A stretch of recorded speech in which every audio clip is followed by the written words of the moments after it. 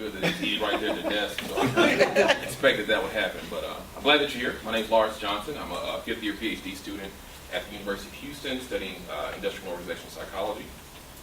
Just a little background on me. I spent a little time in the public education system before I decided to go back to school to get a PhD. Got a degree in school administration, worked towards becoming a school principal, primarily because I was concerned about the people that were sitting in front of students. At that time I didn't have any kids. I was just very passionate about students, very passionate about learning. And so I said, you know what, I don't like all of my peers because some of them don't care about teaching as much as they should. They don't have to care about it as much as I do, but they don't care about it as much as they should. Quick story, my wife, she also was a teacher. We started at the same time. She's now a physician assistant at Kelsey Seagull, but during her time as a teacher, she was telling me about a science teacher. She taught integrated physics and chemistry.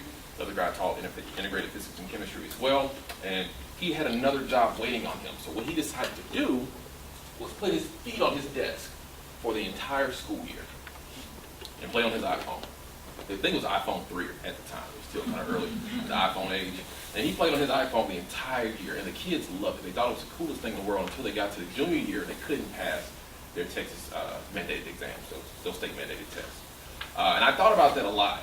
I really thought about it. I'm like, how did this guy get to where he is, where he can influence young minds? Because all he taught them was that I can go to school, get a college degree, and cheat at work. Steal time. And he was stealing education from them. And that burned me up, because I was really, really passionate about education. Went to a little bit private school, and I was a guy that did not go out a whole bunch while I was in school because I was on scholarship and I was definitely afraid that I would lose it. My parents said, if you lose your scholarship, you have to pay for school yourself, I'm going to take your car back and all that type of stuff. So they gave me that whole speech. And so I'm looking at this like you're positioning these kids for failure by taking something away from them. So that's how I ended up where I am. During that time when I was in public school, I did a lot of training stuff. I was actually a district trainer, department chair, so I had a department of about 30 people. I worked in some planning, curriculum development type of stuff, some special task force for different things that we were doing, interacted with some city officials to certain degrees on some other things I can't really say a whole bunch about. My primary area was special education, and so I did a lot with the different legal issues that were going on with special education. So had a very, very interesting first career. Now I'm transitioning into a second career, plan on being a professor of management at some business school at some great university that's willing to hire me. Going through the interview process right now, which is really odd because we're actually people who study interviews. We study interviews, we study everything related to work. And so sitting on the other side of the table is very, very interesting.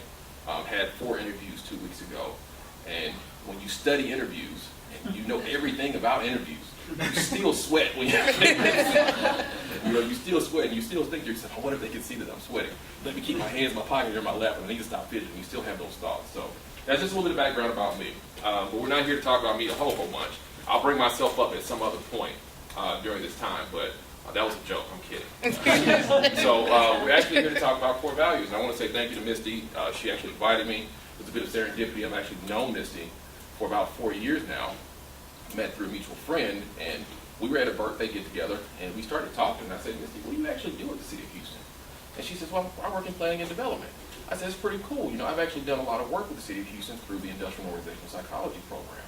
So we actually did a 360-degree feedback a couple of times with the City of Houston, and I was also involved in a review process for the HERE program. So for the HERE process, I was one of the people who actually wrote the review process to take a look and see if it's actually working, which is yet to be implemented because of change in administration. There's some things going on right now. So that's a delay. Well, there is actually something in the works for that. And so she said, cool, I tried to contact you guys not too long ago, but I kind of hit a brick wall. Can you come up here and talk about core values a bit? So that's how this started. And I really appreciate you for trusting me, letting me come up here, and all the folks who have already talked to that let me come back. So if you're not sick of me by now, you may be sick of me at the end of all this. But getting started and moving forward, you already adopted some core values, which I'd like to say, and I want to apologize because before Donald Trump started running for president, I used terms like huge and awesome a lot. So it has nothing to do with him. Those are just terms that I like. So I don't do the little thing with my fingers, so you don't have to worry about that. But I use those terms a lot because some things, to me, hold more weight than others. And so instead of saying something's monolithic, I'll say something's huge, because that makes more sense, and it makes me sound less pretentious. So Innovation, collaboration, integrity, and empowerment. These are really, really important core values. And I really appreciate the fact that you all took the step, that somebody had the foresight to think, hey, we need to adapt or adopt core values. We need to figure out what's really important here in our group, in our organization. And the way that you actually adopted those core values, sending out that survey and figuring out what people actually agreed on, that's the next generation. Most people don't go about it that way. Most people sit down in a very, very small group, people who kind of run things, and they say, these are the values that we're going to adopt, and we're just going to force other people to like these values. Well, most people don't. Some people don't do it at all. And they have no idea which values are actually important, which values are actually in place, which values we can actually have conversations about. And having conversations and being intentional in the way we go about doing work is really, really important, especially when you're in a place where you have to collaborate. Now, who are my people from GIS? GIS? Oh, I'm sorry for calling you out. All right, and so everybody else is from the planning side, is that correct? All right. So when you have two different divisions working within one department, there's this thing that's called internal service. I apologize for that. That's my wife. I told her, don't bother me. And you can tell who runs things, but she did it anyway. So when you have different divisions, we always have internal service. Sometimes there's things that planning development has to do so that GIS can do their job. And sometimes GIS has things that they have to do so that planning and development can do their job. It's really important to understand that. A lot of the times, we have no idea what the people in GIS actually do with the information that we give them, and vice versa. And so we develop core values as a way of understanding what's important, not only as a department as a whole, but across the different divisions that exist within the department. They feed into this internal service idea because internal service is about the service that we provide to one another, whether or not it's someone sitting across the cubicle, or if it's somebody in a completely different division. And that's what's really, really important. It extends beyond just collaboration. It taps into empowerment, but it also relates strongly to integrity. Because if I say that I'm going to do something, and I'm working in GIS, and I know that what I'm doing over here in GIS is really important to someone in planning, if I say that I'm going to do it, I have to get it done because they need it. But I've also promised it to them. And my name is on it, GIS's name is on it. And there's a huge point of integrity that deals with that because I want to be honest, I want to be intentional, but I also know that there's a bit of collaboration that exists there. And we don't always talk about cross-department collaboration. Sometimes the project is bigger than just planning. It's bigger than just GIS. It's a planning and development project. And if we can't collaborate across departments, if there's no internal service there, if there are no binding values, it makes it really, really difficult to get the job done. And so in a nutshell, these values that we talk about, they're really about facilitating work, no matter where you are. That's the whole idea, to get us on a common ground so that we can move forward in any projects, goals, any tasks that we may have. And also, if you want to ask questions, there'll be some time for questions at the end. This is supposed to be interactive. It's fine with me if you ask questions. I like to talk. I really don't like PowerPoint presentations because they kind of tie my hands to things, and so sometimes I skip ahead. But often at times, I'll try my best to actually stay on task with what's actually going on in the PowerPoint. But if you have a question about core values, or there's something that you don't understand about core values, or something that you don't like, feel free to just raise your hand and say, hey, got a question about that. How do we handle that? Situationally, how do I actually deal with that? So moving forward, talking about what is a core value? And why do we care about core values? I think that one of the conversations that we had in one of the early think tank meetings had a lot of meaning. And one thing that we discussed was that everyone has certain values. We all have values that are really important to us, things that we hold near and dear to us. The only problem is that if we don't decide on the values that define us, we end up in a state of value chaos. Because everyone is pulling at and holding on to values that are personally important, and they may differ from the people that are next to them. And there's nothing there to create synergy.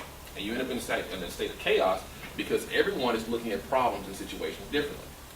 There's no path, there's no trajectory, there's no motive, there's no motivating force behind us. I have to be very intentional in the words I choose because I don't want to skip ahead. There's no motivational force behind us in how we deal with specific problems. And I've seen this in a lot of different organizations. We go in and we do a lot of different work with people. One organization in particular, I won't say their name because they don't like it when you say their name, but one problem that they had was that they had this position, they had this job, and these people move around billions of dollars a day. It was really cool to see that. I've never been in a room with people like that. I don't think they'll let me back in the room. But they move around billions of dollars a day, and they said this is everyday work for us. And the problem that they had, they all had a different way of doing their job because their values were different. And everyone had the exact same job title. They all did the same thing. They just all did it a different way. And they couldn't even have conversation among each other because they all did their job a different way. It would be complete chaos because they got into arguments. And so when we got all of these people in the room one time, they argued about what was right, what was wrong, what was ethical, what was unethical, because they established no values. And so whereas they were great at their job, they couldn't communicate with one another. And the bad thing for them was that these people actually were meant to work in isolation. They were a form of a project manager. They were meant to work in isolation, and a lot of them were at the end of their career. And so when they began to retire, they couldn't tell anybody how they did their job because there was no consensus. There was no agreement. And so the company brought us in to figure out what they did and figure out which values were important, but also which tasks were important, because they had this group of people that were extremely important to them, but they never created a foundation for understanding what these people do. And they never created a foundation so these people could communicate between each other and get better. And it'd be great if I could tell you who they were because it would sound really, really cool. Just know that they moved billions of dollars around. That's the coolest part that I can tell you. But the problem that they had was these people began to retire left and right. And they had to figure out very quickly, how can we train the next generation? And what do we need to put in place? And the first thing we said to them, we can figure out the tasks that they do, but we also have to figure out the values. What's important? What's ethical? What's not ethical? How do you guide? What's the mission? What's the goal? How do you create tasks? You know, who do you call when there's a problem? And values help us understand that. Values are guiding principles. In a nutshell, they're guiding principles. And when we start talking about who's responsible for these values, well, there's two groups that are responsible: leadership and employees. Now, please note that sometimes I'll switch between terms. The technical term, we use a lot of different scientific terms. The technical term for us, for men and women, male and female, modern times, a lot of people don't like those terms. I don't necessarily know why. I've just seen a lot of posts on Twitter that say, stop calling people males, stop calling people females. But those are the technical scientific terms that we use. We also use the term subordinate. Now, subordinate is a general term because when you say direct report, that suggests that the person that you directly report to does your performance evaluation. When you say subordinate in our world, it means that they may or may not do your performance evaluation. It's not always necessarily the case. It just may be someone who gives you milestones or deliverables and say, hey, we need to get things turned in. So if I slip and use that term, I apologize. I know that direct report is a term that's more commonly used in the city of Houston. But leaders are really important when we start talking about values. The idea in an organization is to bring people in so they can work. That's the whole idea here. It's not rocket science. It's not anything that's magic. But we also have this thing called attraction, selection, and attrition.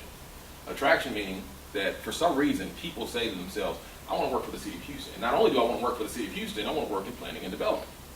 That's attraction. They come in, they apply for the job, or they do it online, and if they get the job, that's selection. And then when they get in here, they have to figure out whether or not they actually fit. We start talking about person organization fit, or whether or not this place has the same values. That's the whole idea behind PO fit. When people start talking about fit, that's the whole idea behind it. Are our values the same?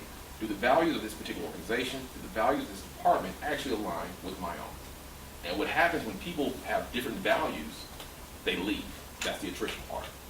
And so typically in public sector organizations, city governments especially, you don't have a whole bunch of turnover. Most of the people who work in city government, they kind of figure it out. I'm going to be here a long time, or I'm going to be here a little while. And the people that are going to be here a little while, you can normally smell them at the door and say, you're not going to be here long.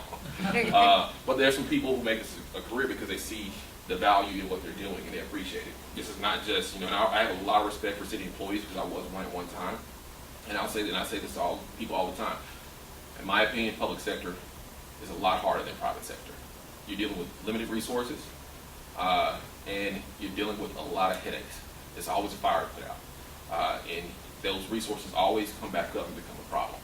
So I have a lot of respect for public sector employees, but we follow that same model of attraction, selection, attrition no matter where you go, because no matter whether you're private sector or public sector, values matter, and people will leave based off those values. Another thing that happens when people start working for an organization, the organization becomes homogeneous. heterogeneity kind of leaves out the door. A lot of the people that work in the organization are much more alike than we think they are. And that's that fit part. So you have all these people that are very, very similar. They wear different clothes, they have different religious backgrounds, things like that. They come from different cultures, different ethnicities. But at their core, they're extremely similar. They have the same expectations. They think the same things are important. And of course, there's a little bit of variability. We all have our own idiosyncrasies. But people at the surface level are pretty much the same.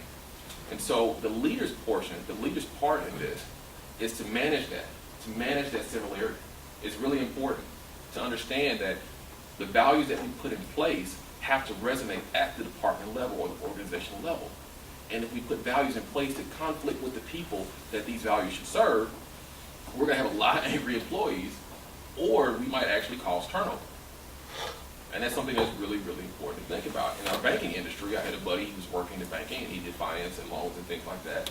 And he had a fundamental issue with the loan system because they were lending to people who really didn't qualify. But the bank said, you know what we're going to do? We're going to lend to these people.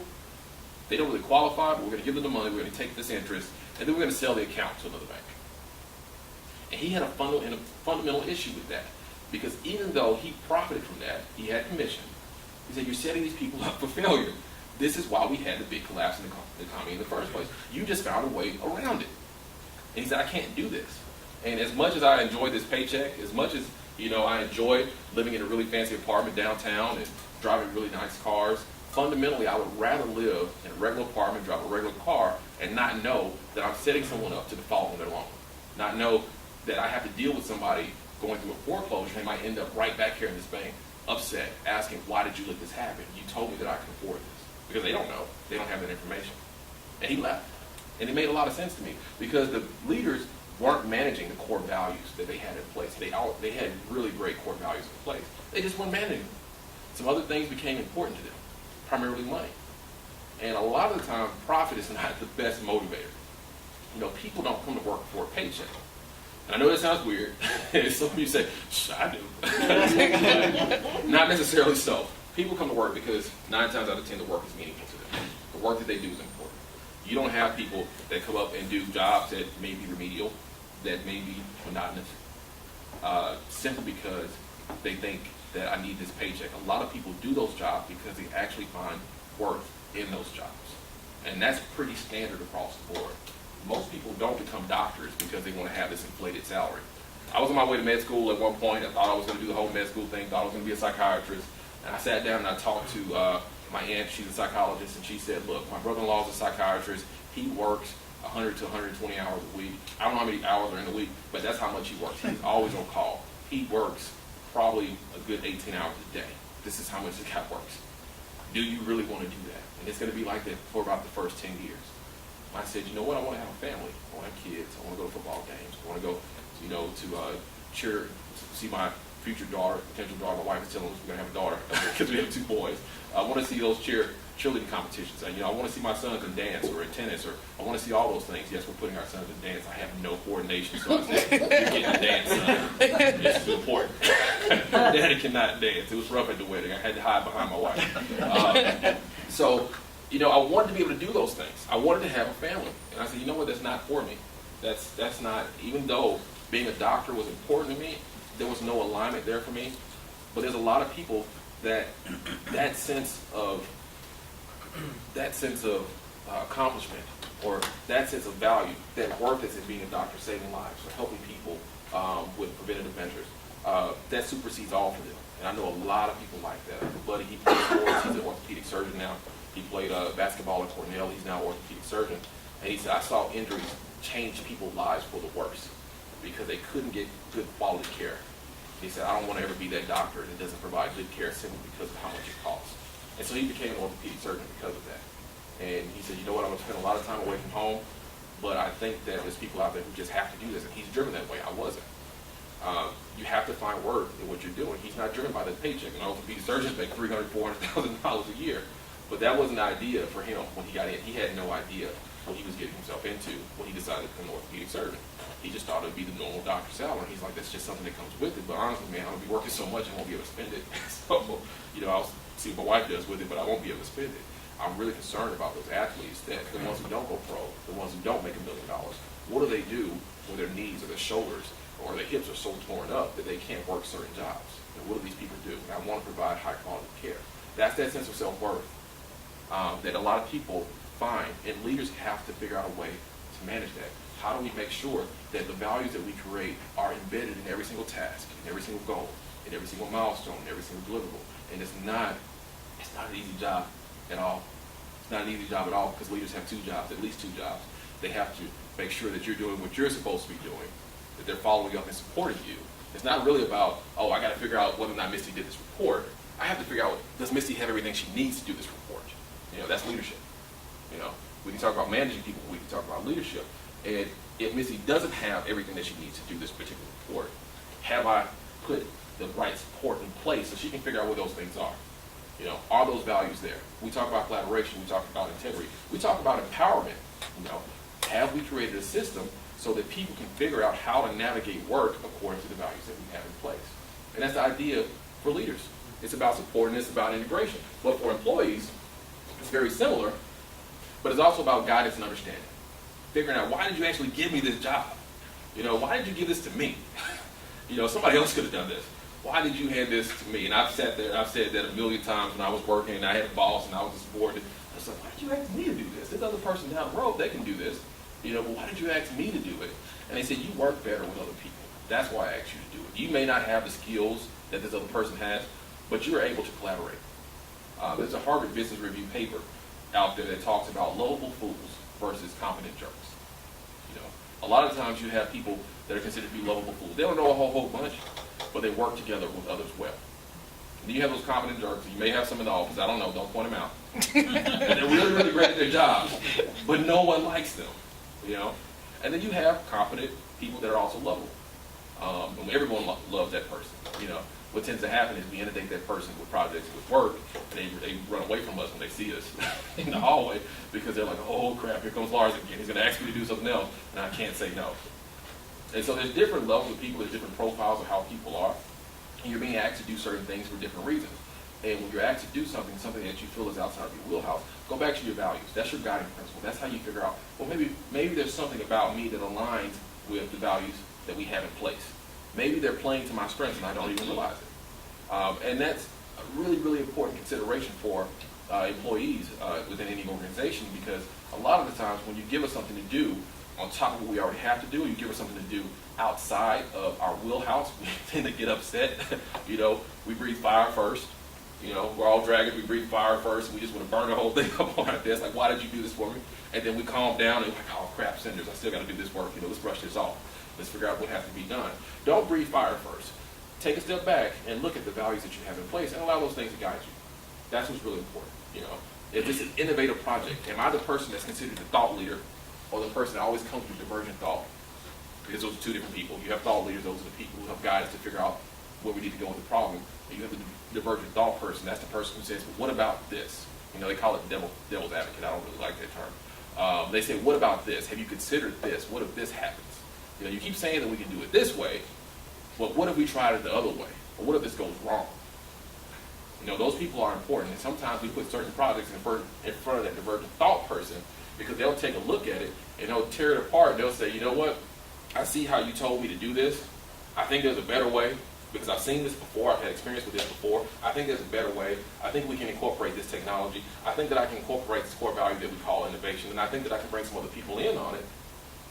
And I'm just going to go ahead and do this and bring it to you tomorrow without even telling you that I'm doing this, because you've empowered me to do this. You told me to take initiative. You told me that I can actually sit down and figure out different ways to do things, as long as they're not costing a lot of money. As long as they're not requiring me to leave work 2 hours early to go on a safari to find some things, some materials that I need. As long as the things that I'm doing are ethical. You've given me this responsibility, and it's right within the workplace. And it's important that we start looking at work from that perspective, because we've adopted these values and they should mean something. And then there's a bigger picture. And I like to beat up on leaders. Love to beat up on leaders, because I was one. I became a department chair when I was 24. I was 24. And so suddenly, I was 24 years old, and some of you are probably saying, oh, really? So now you have 30 people working under you. I was a go-getter. You know, I didn't want to wait. And there's nothing wrong with not wanting to wait. If you're a go-getter, if you like to move forward, there's nothing wrong with that. But I didn't know what I was getting myself into. I didn't do all my research. And so suddenly I have a department of 30 people, and they're all looking to me. And my predecessor, the one who had the job before me, she said, yeah, it's a tough job because it's hard to do your job when you're the leader. Because there's so many people asking you for support, so many people asking you for help. But that's your job. And you can't lose sight of that. And you can't make people do things that you necessarily don't want to do simply because you're the leader and you just think that you can. You have to make sure that you're embedded in every single activity in a way that's supportive. And so if we take a look at this picture, this illustration here, we have a leader that's basically causing problems. They're actually the weight. They're the problem because they're having to drag that person to the top. So we have to get there. That's our goal, but you're dragging the leader along with you. And then we have the leader on the other side is actually pulling up employees along with him. And you have to determine which leader you are. And I know that there's leaders in the room. And that's why I'm saying that. I'm also putting you on blast because I'm saying in front of other employees and people that may be your direct reports. Because a lot of times we have to hold our leaders accountable. And how do we hold a leader accountable? Well, we don't do it by saying, I told you so. Don't do that. That's not how we hold our leader accountable. We hold our leader accountable by offering our opinion, by offering our suggestion in a way that's respectable and coincides with our values. And we had a conversation in the last meeting. I actually met with some of the leadership team, and we had a conversation about, how can employees get involved in core values and how can we make this thing work? And you have to be open as a leader to suggestions, but people have to be willing to suggest things. You have to raise your hand and say, hey, I have a suggestion here. You said that, you want innovation. You said that we're empowered. You said we should take some risks. You say we should take initiative. Well, I have a suggestion about how this should work. And it coincides with the values that we have. Because we assume that our leaders see everything. We assume that our leaders have done everything, and they have not. I guarantee you that. They have not. I hadn't at 24 years old. It was pretty obvious because of my age. At 24 years old, I had not done everything that had to do with the job that I was in. And so what I was willing to do, what set me apart why I was put in that position, was I was willing to listen. And some people loved it about me. There were folks that hated it. They couldn't stand it. A leader should know everything. A leader shouldn't take any type of instruction from the people that are working under them. And my thought was that if you close the door as a leader, how do you build relationships? How do you allow people to get to know you? How do you have conversations? Because I'm not listening to the opinions of the people that are working with me and for me. The department itself is not going to progress. Because ultimately I'm destroying relationships within that place. And our values, the ones that we have in place, should foster the relationship, should build that bridge between the employees and the leaders. You see, we all have a role in this. We all have a part in this. It's extremely difficult when we don't consider the long term, the vision, the mission, where we're going, when we don't consider the bigger picture. It's more than about getting that particular leader to where they want to be in their career. It's about getting that particular department to where we want it to be in terms of the vision and the mission that's put in place. And when we have values in place to support that, we need to lean on those values and make sure that we take care of those values and maintenance those values so that they help us get there. Now, I like this little illustration of this fish. The reason that I like it is because it doesn't look like he's going to make it. Really, it doesn't look like the fish is going to make it. But my thought is, and at one point I was a photographer, I opened up a small photography business. It was really more serendipity than anything else. I actually got a lot of complaints when I opened the photography business because I was setting up a website to propose to my wife, my now wife. I was setting up a website. And so I took pictures, and I had to teach myself photography to do that. And so I took pictures of us. We were out on a picnic. She should have been suspicious because we never did picnics. I wasn't that romantic. So we're out on it. To remind you, I wasn't that romantic. It was like hot outside, so I didn't know any better. So we were like both out there sweating, and here I am taking pictures of her. And she's like, "What are you doing?" I'm like, "Don't worry, it's gonna be awesome." But I set up this photography business to take pictures, of my wife. And the whole idea of a photographer is to help the person get to where they're going in terms of photography. So my hope is that the photographer, whoever took this picture, helped that fish get into the bowl in case they missed the rim. Otherwise, it's just a really, really bad photographer. That's all my little tidbit on photography for today. All right, so I want to do a little activity. I want to break for just a moment for an activity. And it has to do with Jenga. So I didn't expect so many people in the room. I would have gotten more Jenga sets if I expected so many people in the room. So this is not actually Jenga. It's Tumble Tower. It's mini Jenga. I couldn't actually find mini Jenga. You can just rip the box open. I don't need to keep the box open. And so as I distribute this, one thing that I found, has anyone ever been to a restaurant that has a patio area? And someone just talked about the gigantic Jenga system they had. You play that, and it's really fun. It has big 2x4s out there. I thought about bringing that in, but I didn't think I would make it through security with all that. I'm the only one at the University of Houston that's actually tried to bring a knife in the building. It's not because I'm being crazy. I'm a country boy, and so I used to keep a knife on me.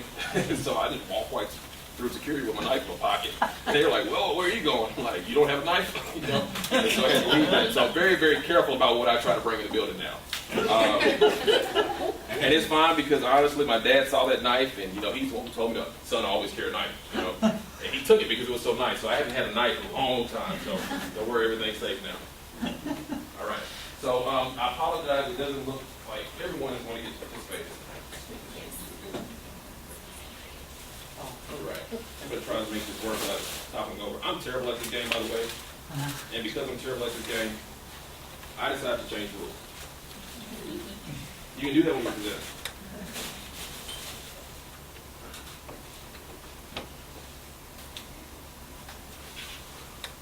All right.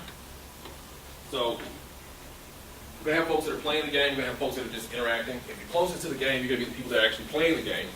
And this is important to me. 2 reasons. Because Jenga, in my opinion, is a team sport. All right, I'm calling it a sport because that's all that some people play. So Jenga, in my opinion, is a team sport. All right, we should play this game together. Right, and when we play team sports, we have to communicate. But that doesn't always happen in the workplace. Sometimes we come to work, we don't look at it as a team sport. We don't look at it from the perspective that we should be collaborating in this thing. We just do our work in isolation, and then we hand it off to the next person. That person never says anything to me. I never say anything to them. I don't know what happens with the document that I pass on. And you don't have to raise your hand if you've been through that. You don't even have to nod, but just blink. You got to blink at some point, right?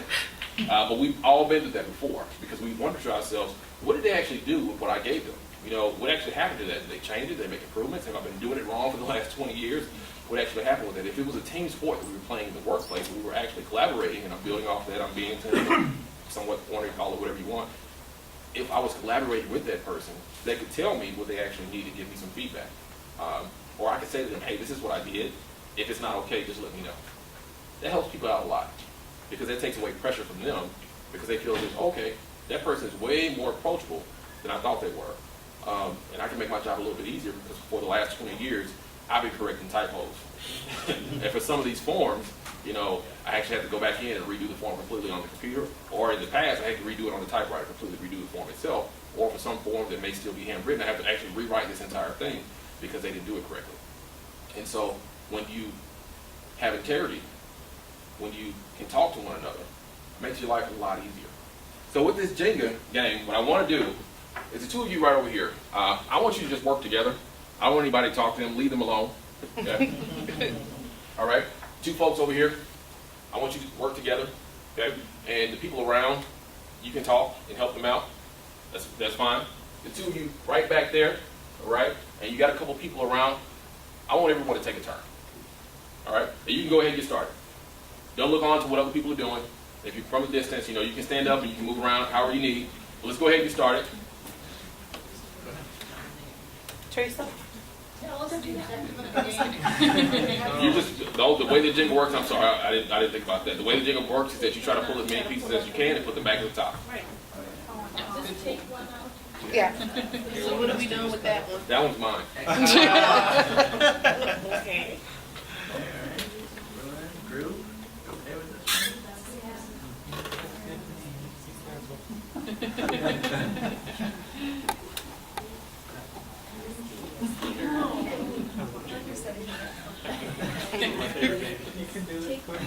I actually want that mini. I'm like, I need to find a mini one. I like that. You can have one of these. Fingers too big for them. At least mine are. That's what makes them hard. Yeah, it makes it really hard. Do on the other side. Typically, Yeah, it's fine. A little. yeah, it's kind of harder. Right. To have it standing as long as possible. No, the oven. Yeah.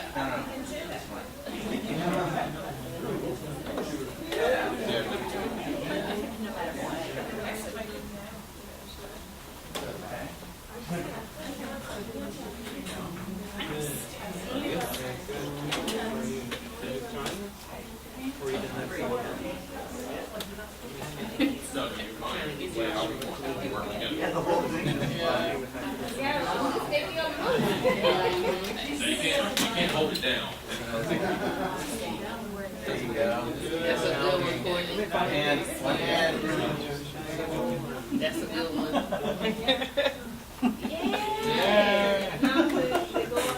Like that.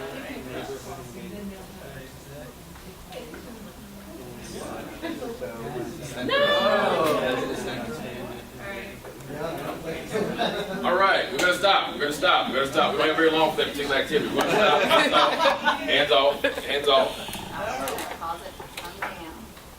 All right. So, sometimes we work on really, really small teams, and it works out well because we have communication among each other. Sometimes we can't pull a lot of people in. We can't have a lot of eyes on the project because we have a goal that we need to achieve. Sometimes we have larger teams where there's people that are actually working on the project, but there's also people offering suggestions. We set that up intentionally. And sometimes we have too many hands in the pot. We have everybody reaching. We have everybody trying to do things at once. All right? When we start talking about collaboration, we have to be really, really intentional in the way that we go about collaborating, in the way that we go about doing things. Teamwork is really, really important. Now, the great thing is back there, no one got in an argument. You asked questions, and I appreciate you asking questions. I didn't give you a lot of rules. I did that intentionally because I wanted to see if somebody could ask questions about what we have to do here, because sometimes you're given directives and you don't know which way to go. Okay? But one thing that you have to hold fast to when you don't know which way to go, we've already told you that one of our core values involves taking initiative. You're empowered.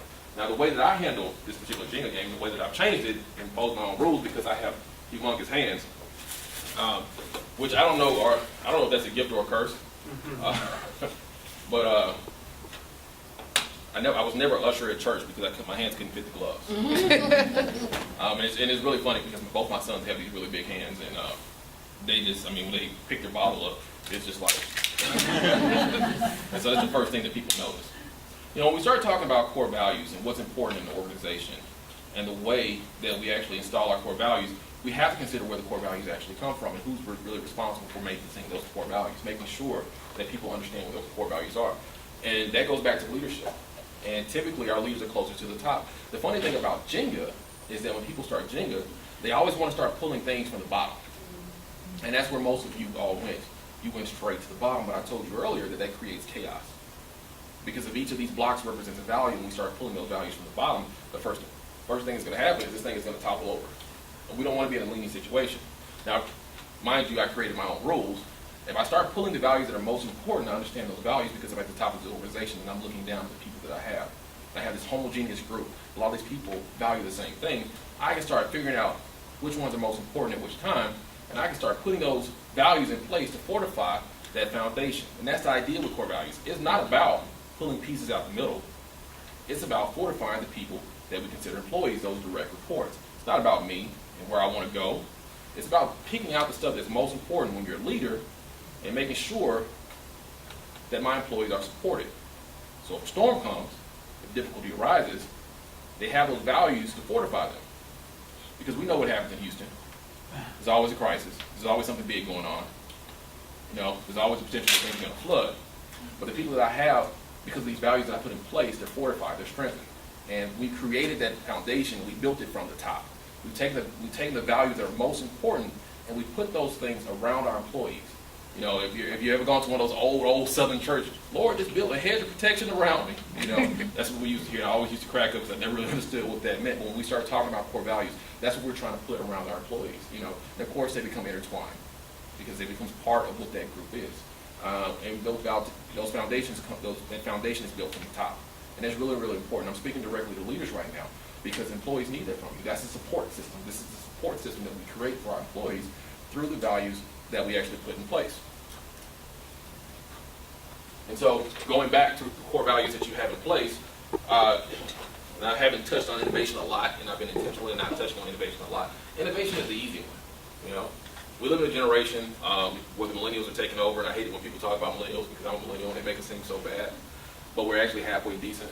We still like video games, which is fine. I haven't touched my video game system in a very, very long time, so I can't easily identify with that as much as I used to. But millennials love innovation. They don't like doing things the way that they were done before. They like to reinvent because that's what we were taught in school. Figure out what can you make new out of it. Bloom's taxonomy. I'm sure some of you have heard that before. Can you get to that higher level of synthesis, of analysis, of criticism? And innovation is part of our culture now partially because of millennials, but partially because we have such a cohesive culture in this country. And I know a lot of times we talk about different types of social issues and things that are going on, but we start really talking about work, the thing that brings us all together on a regular basis. We tend to have a really, really good culture when it comes to how we actually go about getting work done. Americans work harder than anybody else in the world in terms of the number of hours that they work. You know, you see those reports all the time. You know, Americans work much longer hours, have fewer vacations. There's a reason for that. For some reason, we like work. You know, the biggest thing is when we start talking about innovation, how can we make work for us? How can we make work not necessarily easier, but make it more practical? Okay? It doesn't have to be easy work, because when you start doing a lot of easy work, then 9 times out of 10 you're not getting something done correctly. But we can make it practical. We can make it more efficient. And so when we start talking about innovation, and I'll talk about that in just a moment, innovation seems to be easy because that's what we're bombarded with right now. In terms of collaboration, we spend a little time in this activity exploring what collaboration is, and I can't define collaboration for the planning and development department because I honestly don't fully understand what it is that you do here. I have kind of an overview of what you do, but that's up to you all. That's up to the employees that work on this same stuff every single day, or these same type of tasks, or these same type of goals. They work towards those goals every single day to say, hey, this is the best way that we can collaborate. And at the foundation of these things, we have integrity and empowerment. With integrity, it's just being honest. It's just being intentional. It's just saying that, you know what, the mistake was made, the mistake was my fault. And that's been one of my biggest strengths that I've ever had, because my mom, she said, son, if you make a mistake, tell the truth. Because the second mistake that you'll make is lying about it. You know, we have to be able to get to the root of the issue. And if you've made a mistake along the way, the reality is that the leaders that you have, they made mistakes too. Sometimes they expect you to kind of mess things up. But their job is to help you correct those things, and you have to trust them. You have to say, you know what, you put me in this position. They said, you know what, I knew that you didn't know how to do every single thing. I was hoping that you would be willing to tell me that you didn't know how to do what I gave you to do. That's the integrity piece of that. There's a lot more integrity. There's that accountability piece. We hold our leaders accountable. Integrity from the leader is important as well. You know, one big thing for companies is that when a company at the CEO level, when the CEO makes a mistake, whether or not people will stay or leave depends on who the CEO blames that mistake on. That's this thing we call attribution theory. And whoever you attribute that mistake to determines the future of that company within a very narrow window of space. If you start saying, well, it wasn't my fault, it was because the market and the people in the company know that you made some bad mistakes, they know that you made some bad decisions, they'll leave because you know what? That leader doesn't have integrity, they don't have my best interest at heart. But if you can turn back and say, you know what, I made some bad decisions, I didn't do what I needed to do. You know, I didn't see these things coming. You know, I thought that this was the best direction for us to go. That makes all the difference in the world. And there's empowerment. One thing that I want to say about empowerment, what's really important for empowerment, is that even though you've been empowered in your job, there are limitations. And the only way that you can figure out what those limitations are is to talk to the people that are around you, to get their experience, but also talk to your leaders. The worst thing that you can do is take initiative that you shouldn't actually take. There's a way that you go about using resources. There's a way that you go about being proactive. We have to keep in mind that we have an ethical obligation in whatever we do, especially when you work in a public sector organization, because you're dealing with the people in the city. You're dealing with resources. You're dealing with tax dollars. There's ethical obligations that we have, and you may not see that from your particular position, especially if you're working in a cubicle and you don't have people around you that are stakeholders in the city that are yelling at you saying, hey, these things aren't going the way that they're supposed to go. But trust me, that is very much part of your job, and it's very much so embedded in your job. And so you have to keep those things in consideration when you're figuring out, you know, how do I allocate the resources that are actually at my disposal? You know, how do I take the next step? Talk to your leaders, talk to the people around you, because initiative requires conversation. You just don't take initiative not knowing, you know, where that initiative can actually take you. You have to plan for it, but you also don't take initiative that you're not supposed to take. So there are limitations, and you have to figure out what those limitations are. No great presentation goes without Steve Jobs. You have to put him in there. I mean, that's just part of it. Every presentation I've seen that they talk about core values, you've seen Steve Jobs. And that's for two reasons. Steve Jobs is one of the hugest innovators of our lifetime. And that's a reality. The other side of it, Steve Jobs, not to speak ill of the dead, was not a very nice person. And if you've ever watched any of the movies about Steve Jobs, if you've ever read his documentary, I read a documentary about biography, he was mean because he was passionate. He was passionate. His passion drove him to be mean to people around him because he wanted them to be as good as he was. And he knew that he couldn't get to where he wanted to go alone.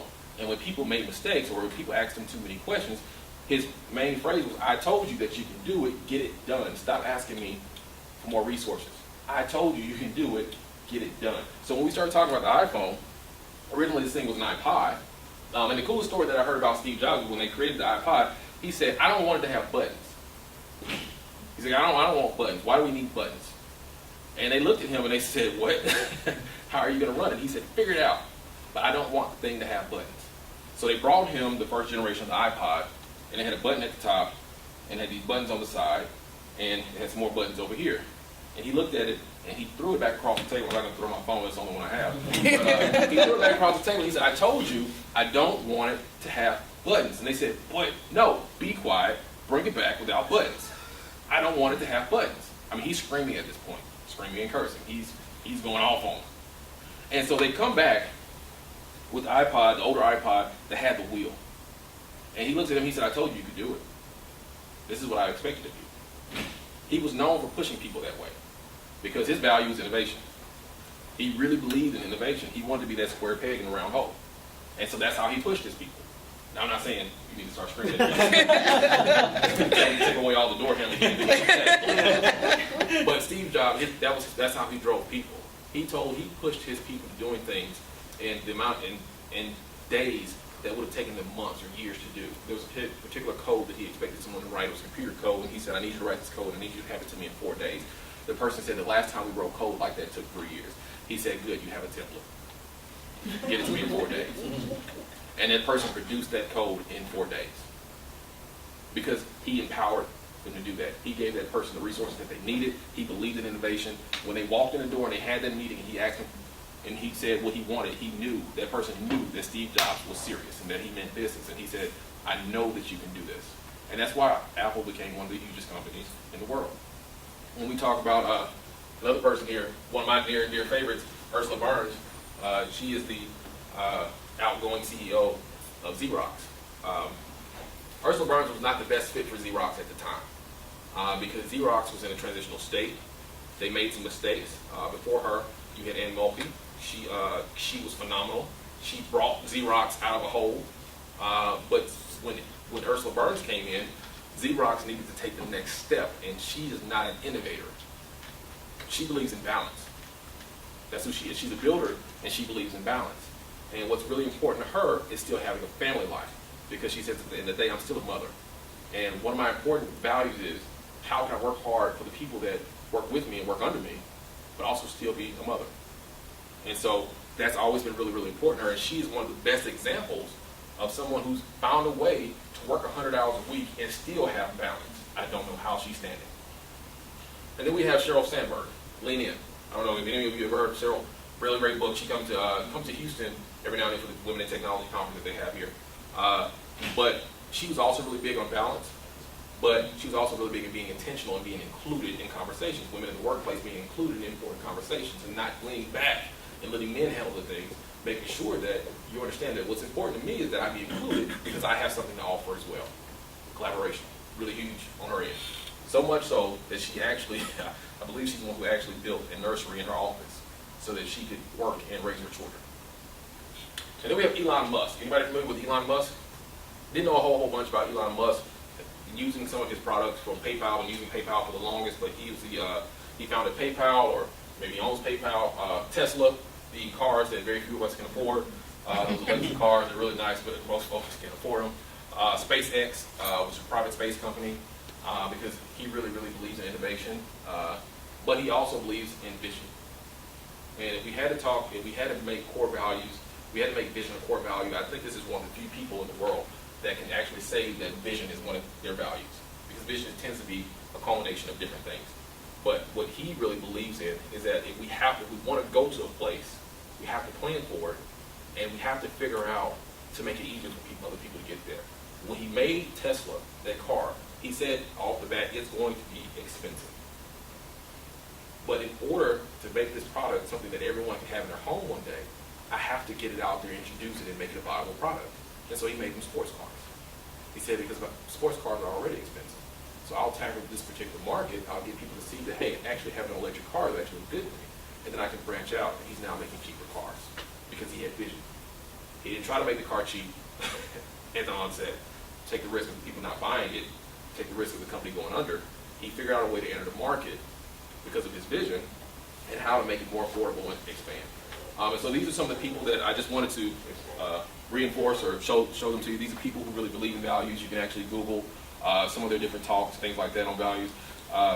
Steve Jobs actually has a really good one where he is very explicit in talking about core values, things that were important to him moving forward in his career from start to bottom. But all of them, there's different articles that you can read about them, information that's out there. They talk about vision and core values. So I decided to put that little plug in there. I thought that was cool. But we're at the end now. Are there any questions, anything that I can answer for you? I decided to leave a little space for that. Every few minutes. Yes, ma'am. I know you touched a lot on leaders, but there's been times I've heard employees say, you know, that the leader, they do a lot of maybe complaining, but not necessarily anything else than complaining. So what's the responsibility of an employee? So that's a great question. It actually came up in the last meeting. We talked about that a little bit.